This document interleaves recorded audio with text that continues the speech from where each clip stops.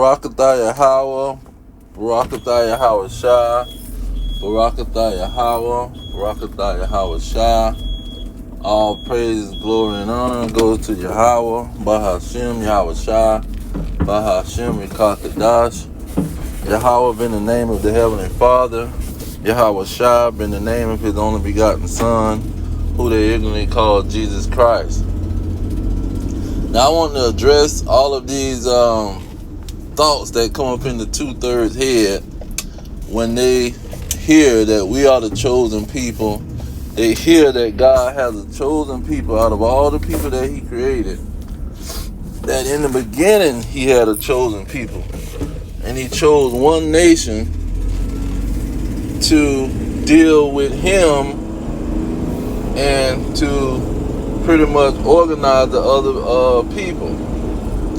And so they don't understand that in the beginning He had this situation. So it's hard for them to understand it now because He don't change. And they thinking that he was dealing with all people, and Adam and Eve was the only people on the earth. So they don't understand. If they understood that Adam and Eve was a chosen nation, chosen family, after He had made a bunch of people on the earth, okay, then it become easier for them to understand. But I'm not gonna get into the Adam situation. Let's go into the current situation. Salakia. The current situation here is these last days where with the situation that the Israelites is under. So let's get it out of Isaiah. What is it? 14. Because this Isaiah 14 tells you what's going on. Even Isaiah 13 is talking about Babylon the Great America. See? And it just extends this thought in this situation in 14. But starting at verse 18 in Isaiah 14, it says, all the kings of the nations, even all of them, lie in glory, everyone in his own house. This is one of the major things that these people don't understand, because they don't understand nations. They so focused on what America is telling them, Babylon the Great, the land of confusion, the land of darkness. See, the land of what you call it, the land of death, the shadow of death. They so focused on this place, they can't understand what's going on in the world. You see, and so this notion that everybody is mingled together and ain't no organization is very in order. The Arabs is with the Arabs, the East Indians with the East Indians, the Chinese and the Moabites is with the Moabites, the Ammonites, which is the Japanese, they all in one place. You see, the who else you got? The Hamites, they all congregating with each other. You see, the so-called white man, who is Esau, Edom, the devil, they got a EU and NATO, and they are united with each other. There's no bunch of people sitting around mingling up with each other. See, Babylon the Great has confused these people, and they thinking everybody is all mingled up, and nobody have a homeland. You know, everybody is talking about everybody equal. Well, why everybody ain't got a homeland? See, and these, when you come to the West, you come to South America, North America, Central America, you get confused, because now you got a bunch of Israelites who don't have a homeland and don't know where the world they came from, don't know their origin, and they can't relate to the other peoples of the world, the what you call it, the East. Now, when you go into Yahushua, because it ain't a lot of precept that's clear on the situation, but Yahushua made it clear too. He said it's gonna be a time that the rulers of the world would be all Gentiles. Look at verse 24.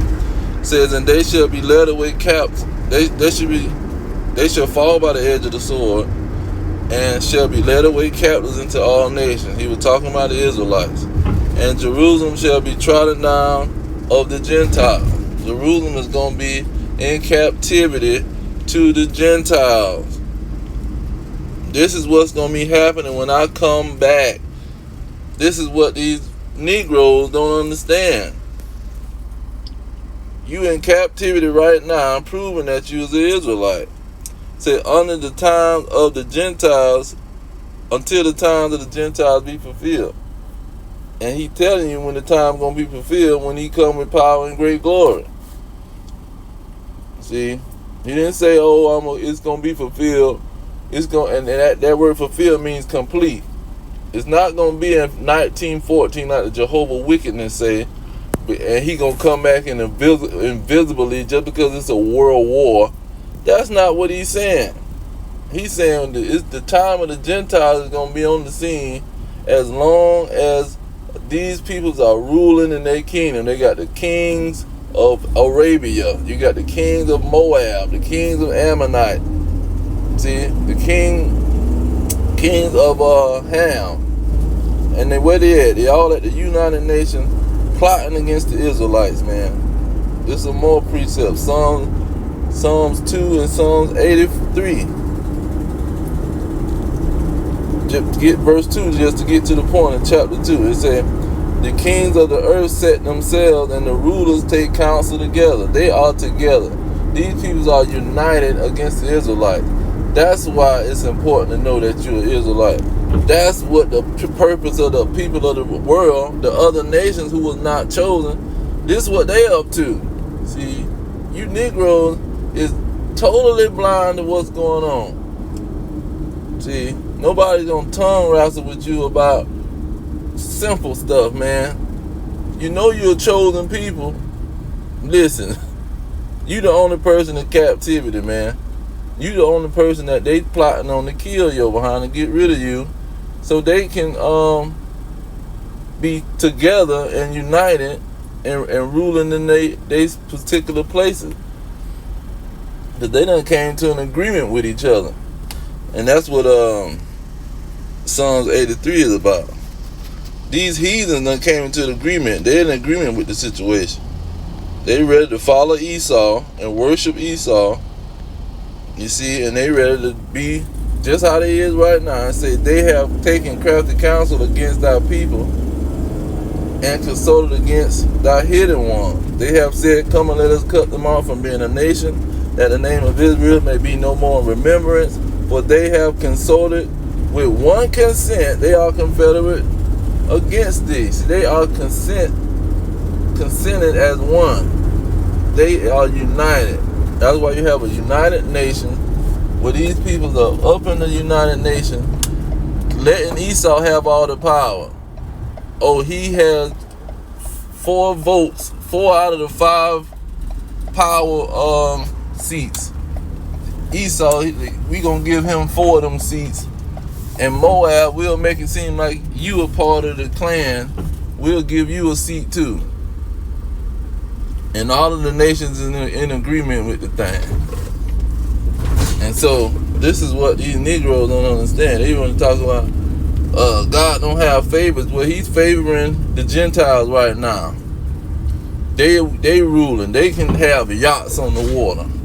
See, they can have yachts and skyscrapers and governments and armies and militaries and kings and currencies to help their men unite.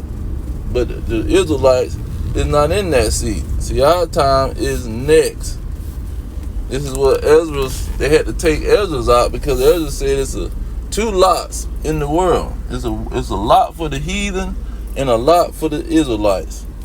That's why these people are totally lost and confused, and they don't know that they are living in the time where these people are going to try to exterminate your behind. And this is what Apostle Paul quoted in Isaiah 59. I want to get this. I haven't got this in a while. He says in 19, and this is what Jeremiah 30:7 is about. It says, so shall they fear the name of the Lord from the west, and his glory from the rising of the sun, when the enemy shall come in like a flood. The enemy coming in like a flood, and they're going to try to exterminate wicked behind Negroes and righteous behind Negroes. And the Lord got to send people's back, send Yahushua to deliver them from that situation. That's what the salvation is about. So you got to know the reason, because they gonna throw out this Adam thing. Adam sinned, Eve sinned, and Adam sinned, and he coming to redeem us from that situation. No.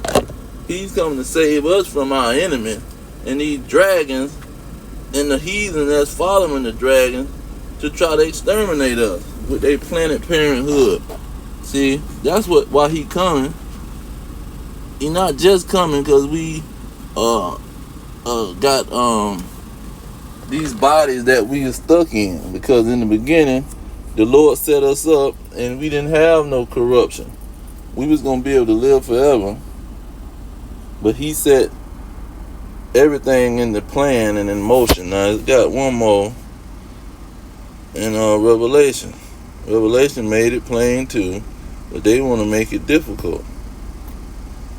It says, verse 17, the dragon was wroth with the woman, with the one nation of peoples, and went to make war with the remnant of her seed. With the remnant, the meaning the righteous, the chosen out of the nation of Israel.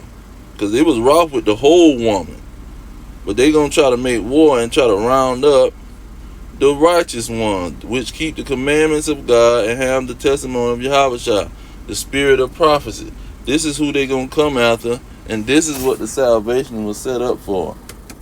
And not talking about no Adam and Eve.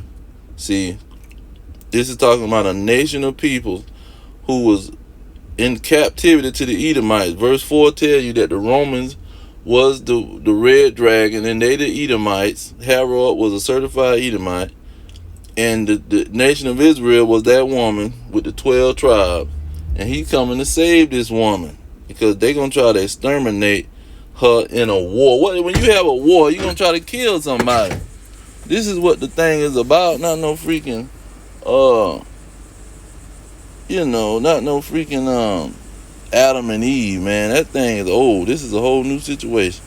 But I'm going to leave it there. All praise to Yahweh, Ba'ashem, Yahushua, Ba'ashem, Kakadash. The honor to the elders pushing the true peace to the elect worldwide. Our kingdom is at hand. Shalom.